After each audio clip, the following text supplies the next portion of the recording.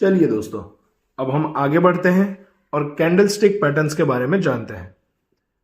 Stock market में price action को समझने के लिए कैंडलस्टिक एक सबसे इफेक्टिव और वाइडली यूज्ड टूल है।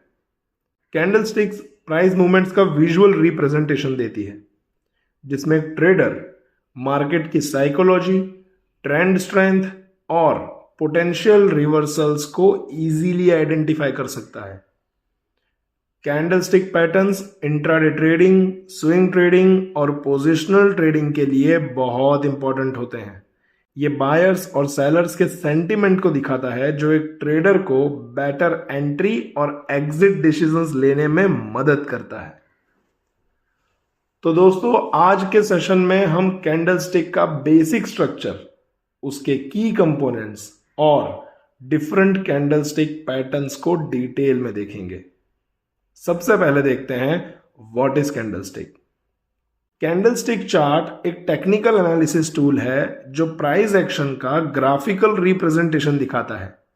ये ओपन, हाई, लो और क्लोज प्राइसेस को विजुअली रिप्रेजेंट करता है, जिसमें एक सिंगल कैंडलस्टिक एक स्पेसिफिक टाइम पीरियड का प्राइस मूवमेंट शो करती है।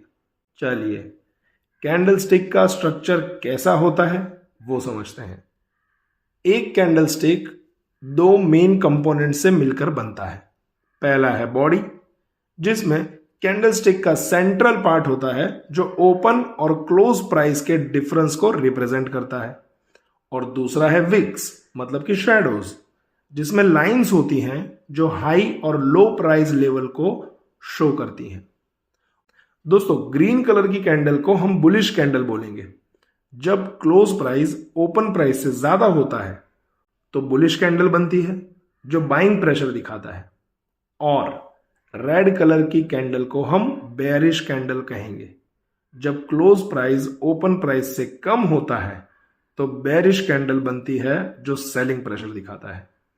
कैंडलस्टिक पैटर्न्स का सही एनालिसिस करना एक ट्रेडर को एक्यूरेट एंट्री और एग्जिट पॉइंट्स डिटेक्ट करने में मदद करता है। तो दोस्तों, मार्केट में मेनली तीन कैटेगरीज की कैंडलस्टिक पैटर्न्स होती है। पहली है सिंगल कैंडल कैंडलस्टिक पैटर्न्स।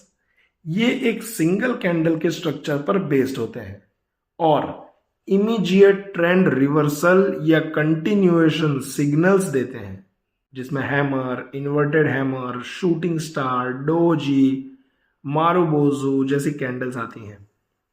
दूसरा है डबल कैंडलस्टिक पैटर्न्स। ये पैटर्न्स दो कंसेक्यूटिव कैंडलस्टिक से बनते हैं जो ट्रेंड कंटिन्यूएशन या रिवर्सल दिखाते हैं। For example, engulfing patterns, bullish और बेरिश हरामी पैटर्न्स जैसी और भी पैटर्न्स है। और तीसरा है मल्टीपल कैंडलस्टिक पैटर्न्स। ये पैटर्न्स तीन या उससे ज्यादा कैंडल्स का कॉम्बिनेशन होते हैं, जो मेजर ट्रेंड रिवर्सल या ब्रेकआउट इंडिकेट करते हैं। For example, morning star and evening star, 3 white soldiers and 3 black cross. उसके अलावा और भी बहुत कैंडलस्टिक पैटर्न्स हैं। दोस्तों, कैंडलस्टिक पैटर्न्स मार्केट पार्टिसिपेंट्स की साइकोलॉजी और डिमांड सप्लाई फोर्स को रिफ्लेक्ट करते हैं। अगर एक ट्रेडर कैंडलस्टिक के साइज, वीक और वॉल्यूम, इन तीनों को सही तरीके से एनालाइज करे तो वो फेक ब्रेकआउट्स और वीक ट्रेंड को डिटेक्ट कर सकता है। तो चलिए, एक एक करके सभी इंपॉर्टेंट कैंडलस्टिक पैटर्न्स को समझते हैं। दोस्तों, हम डोजी कैंडल से स्टार्ट करते हैं, जो कि एक सिंगल कैंडलस्टिक पैटर्न है। डोजी एक कैंडलस्टिक पैटर्न है जो मार्केट में इनडिसीजन या ट्रेंड रिवर्सल इंडिकेट करता है। यह पैटर्न तब बनता है जब एक स्टॉक या इंडेक्स का ओपन और क्लोज प्राइस लगभग सेम होता है और उसके ऊपर और नीचे शैडोज, मतलब कि वीक्स होती है। यह पैटर्न बताता है कि बायर्स और सेलर्स के बीच इक्वल फाइट चल रही है और मार्केट एक क्लियर डायरेक्शन डिसाइड नहीं कर पा रहा। लेकिन सिर्फ डोजी का फॉर्मेशन एक स्ट्रॉन्ग बाय या सेल सिग्नल नहीं देता। इसको वॉल्यूम, सपोर्ट रेजिस्टेंस लेवल और इंडिकेटर्स के साथ कंबाइन करना बहुत जरूरी होता है। स्टॉक मार्केट में डोजी के अलग अलग टाइप्स होते हैं जो अलग अलग मार्केट कंडीशन में फॉर्म होते हैं। चलिए उन्हें डिटेल्स में समझते हैं। पहली है स्टैंडर्ड डोजी। सबसे पहले हम स्टैंडर्ड डोजी का स्ट्रक्चर समझते हैं। सबसे पहली बात तो ये एक स्मॉल या ऑलमोस्ट नो बॉडी होती है। देखो यहां पर ये कैंडल ओपन हुई थी और वहीं पे थोड़े डिफरेंस के साथ क्लोज हुई। उसके बाद अपर और लोअर विक्स इक्वल साइज के होते हैं। और तीसरी बात, ओपन और क्लोज प्राइस लगभग सेम होते हैं।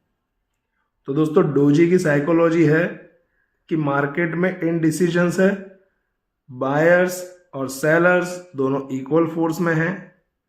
अगर ये एक ट्रेंड के बीच में आता है तो ये ट्रेंड कंटिन्यूएशन या रिवर्सल का सिग्नल हो सकता है। तो हमें उसके लिए क्या करना चाहिए, चलिए वो देखते हैं।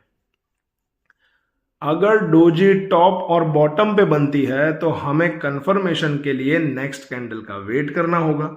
मतलब कि एक राइजिंग ट्रेंड के टॉप पे स्टैंडर्ड डोजी फॉर्म हुई है तो हमें ये जो नेक्स्ट कैंडल है उसका वेट करना है, और नेक्स्ट कैंडल उस डोजी के नीचे क्लोज होती है तो हम उसमें पोजीशन बना सकते हैं और हमारा स्टॉप लॉस उस डोजी कैंडल का हाई रहेगा। सिमिलरली अगर स्टैंडर्ड डोजी एक डाउन ट्रेंड पे बनती है तो हमें देखना है कि ये नेक्स्ट कैंडल जो है वो उस डोजी के हाई के ऊपर क्लोज देती है या नहीं। अगर ये नेक्स्ट कैंडल ये डोजी के हाई के ऊपर क्लोज होती है तो हम उस केस में लॉन्ग पोजीशन बना सकते हैं और हमारा स्टॉप लॉस रहेगा ये डोजी का लो। हाई वॉल्यूम के साथ डोजी का फॉर्मेशन एक स्ट्रॉन्ग सिग्नल हो सकता है। स्टैंडर्ड डोजी कैंडल एक इनडिसीजन कैंडल स्टिक पैटर्न है, उसलिए उसकी एक्यूरेसी कम है। हम इसको रेफरेंस के तौर पर यूज करेंगे। अकेली डोजी देख के हम कभी भी ट्रेड नहीं लेंगे। दोस्तों एक बात याद रखना, अकेली एक चीज या एक कैंडल देख के हमें कभी भी ट्रेड नहीं लेना है। आगे हम धीरे धीरे सब सीखेंगे और सबको एक एक करके हम एनालिसिस भी करेंगे। तो हमने स्टैंडर्ड डोजी को समझा, अब हम ड्रैगन फ्लाई डोजी को समझते हैं। तो अब हम ड्रैगन फ्लाई डोजी के बारे में देखते हैं, जो कि एक बुलिश रिवर्सल सिग्नल देता है।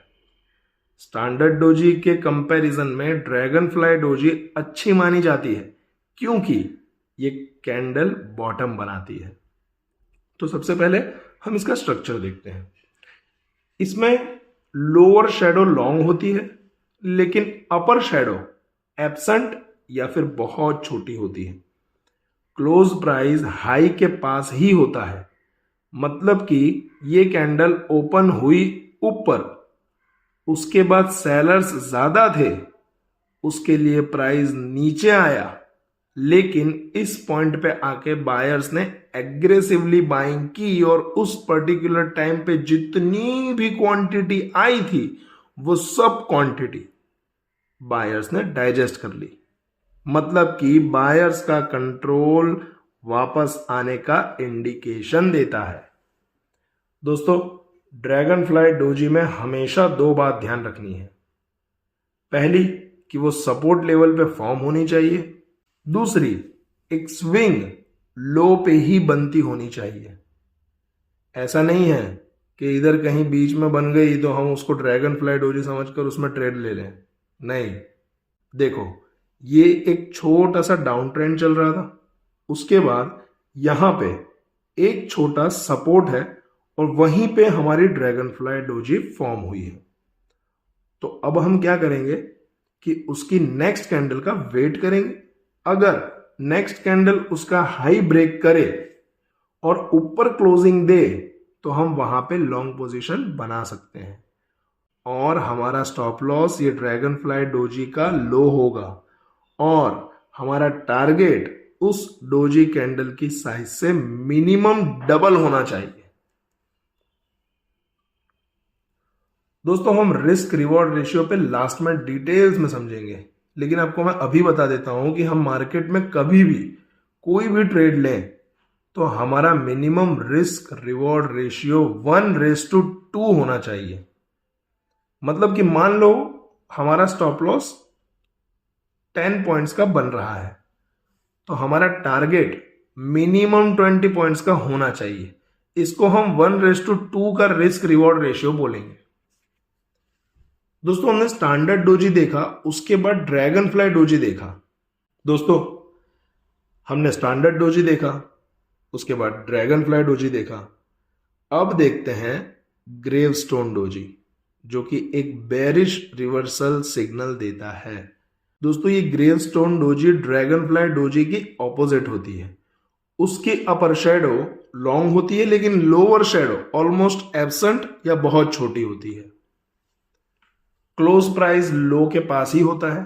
जैसे ड्रैगन फ्लाई डोजी सपोर्ट पर बनती थी, वैसे ग्रेवस्टोन डोजी रेजिस्टेंस पर बनेगी।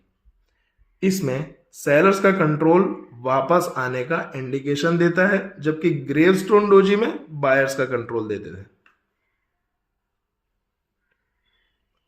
और ग्रेवस्टोन डोजी का हाई हमारा स्टॉप लॉस रहेगा और 1:2 का मिनिमम टारगेट रहेगा। सबसे पहले ये एक स्विंग हाई पे बननी चाहिए, वहां पे एक रेजिस्टेंस होनी चाहिए। दोस्तों फिर वही बात बोल देता हूं कि कभी भी हमें कोई एक कैंडल्स या कोई एक इंडिकेटर या पैटर्न्स को देख के ट्रेड नहीं लेना है। हमारी सारी स्टडी और सारी टेक्निक्स एक साथ एक ही सिग्नल दे रही हो, तब ही हमें ट्रेड एग्जीक्यूट करना है।